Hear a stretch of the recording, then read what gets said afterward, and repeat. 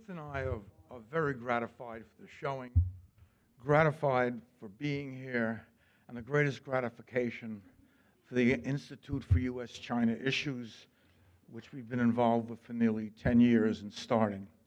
It's one thing to devise a platform. It's another thing to provide the content. And while we've had the great pleasure of providing a platform and seeing that platform grow and become distinguished and have people who are involved in both the university and the non-university areas contribute and gain satisfaction, none of that would be possible without Peter.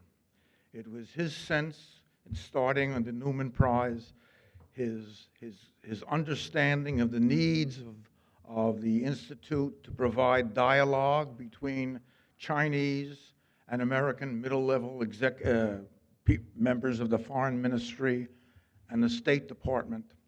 And just recently I had dinner with the new Prime Minister of China, the new head of the UN from China. And she knew of both the dialogues, because they've been going on now for 6 or 7 or 8 years, and she knew of the Newman Prize. So it extends far beyond these walls and this university, and we don't understand the extent of what's been accomplished by the efforts of Peter. But I just found out something tonight, because when I was here in the 1940s, I was going to school at the university, and Professor Bill might be interested in this. I asked Peter, did he know of Professor Buchanan? And it turns out that Peter gives out an award for Professor Buchanan. And in 1949, so I may be one of the oldest living people who studied in the 40s under Professor Buchanan, I took a course in Chinese studies. But one of the things you may or may not know, because you said they started Chinese language studies in 1977, I took Mandarin from him in 1949.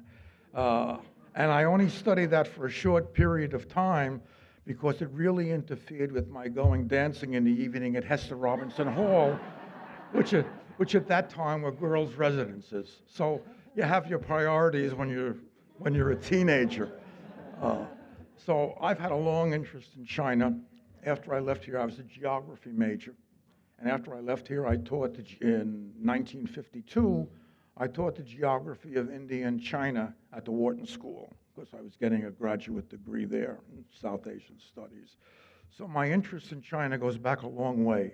It's not something that came about because of the interest that the United States and the world had in China. It was because I felt, in a sense, that Oklahoma was a disadvantaged area. If you live in New York or you live in San Francisco on the two coasts, you get a lot more information and study from whether it be the Los Angeles or California papers or the New York Times. I thought it was important because Oklahomans are going to be as affected by what's happening between the United States and China as any other people. And now with the question of energy and agriculture, even more directly. And Ruth and I were here for a meeting last year, and it turned out they had a farmers' agricultural conference. I got in conversation with them, and the people there, the farmers, the people who were producing the wheat, were on their iPhones because they were finding out commodity prices that were going on that were being affected by Chinese purchases of these commodities. So that there's a large influence and interplay between the United States and China and Oklahoma. And Ruth and I are very gratified to be at that intersection, because I see here a number of people whose lives are going to be affected by what's going on with Peter and what he's doing. And for Ruth and I, we say thank you very much. Thank you, Harold. Thank you.